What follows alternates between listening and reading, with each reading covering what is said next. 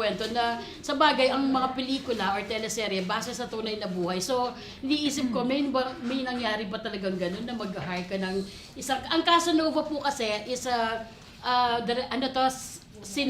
synonyms to womanizer.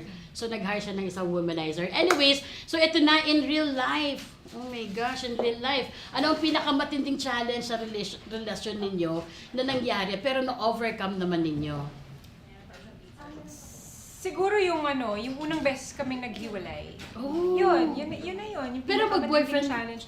Pero boyfriend-girlfriend pa lang kami noon. Pagkatapos, nasolusyon na naman namin. Oo. Pero hindi agad-agad. Siyempre, may maraming realizations. Marami pa kaming pinagdaanan. Bago namin ma-realize na gusto pa rin namin yung isa't isa. Tapos, that moment din ba na nag-decide kayo na mapakasal na kayo? Hindi pa agad. Hindi pa agad. Nung Oo. kasi syempre sa isang tao, kailangan ma-reach niya yung point ng maturity na maiintindihan niya lahat, magiging malawak yung pag-uunawa niya sa partner niya, sa buhay, sa magiging future nila. And sa tingin ko kapag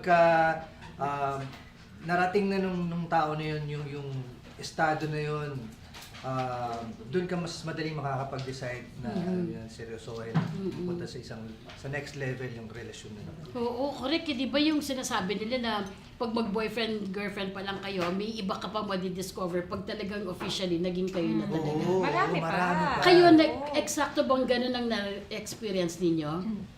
Kasi ilang years na ba kayong married?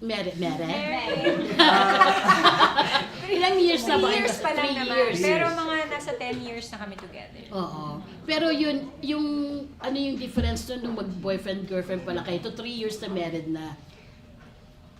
Sa pelikula, nangyayari yun? I mean, na-experience yun na? Sorry, Jen. Yung alin ba? Sorry, hindi. Ano to, di ba 10 years na kayo magkasama, yung 7 years, kayo, boyfriend, girlfriend, tapos 3 years na married. Ano ba yung married na yan?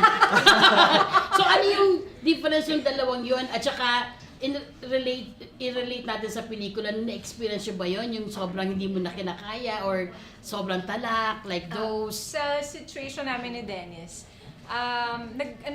nagsama pa kami bago kami ikasal. So, medyo may, ito na pala yung buhay namin pagkakasal na kami. Parang naka-warm up na May kayo. trial. May adjustment period talaga yan. At hindi lahat, syempre, magugustuhan mo. Lahat mo malalaman mo. Hindi lahat magiging pabor sa'yo. Kailangan mong i-accept at mag-adjust kung talagang gusto mong gusto mo maging maganda yung pagsasama niyo. Oo, tama. Accept and adjust. Siguro Okay. yun yung secret. Oh, sige. Okay. Sige.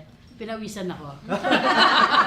Pinawisan ako kasi sobrang gusto kong, interesado akong malaman yung, syempre, dahil kayo yan, Denjan, di ba?